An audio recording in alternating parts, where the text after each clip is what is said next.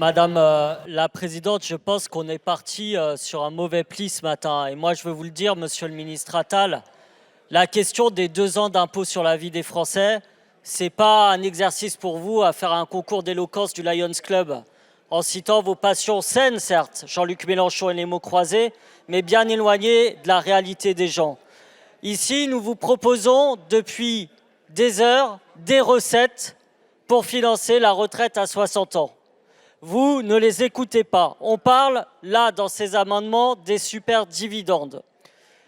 Les actionnaires du CAC 40, lors de l'exercice 2021, ont perçu 80 milliards d'euros de dividendes. Si nous taxions l'ensemble des dividendes sur le taux de cotisation de base à 17,7%, cela rapporterait 48 milliards d'euros.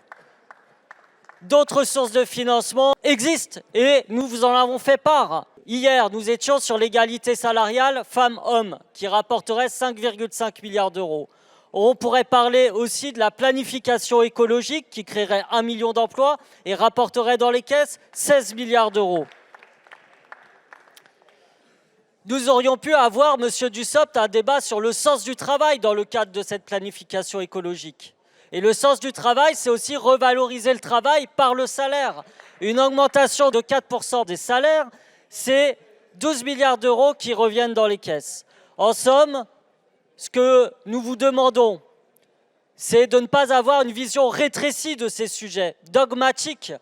Et vous savez, l'ouverture d'esprit, c'est comme l'ouverture de cet hémicycle pour poursuivre nos débats. Ce n'est pas une fracture du crâne et c'est nécessaire.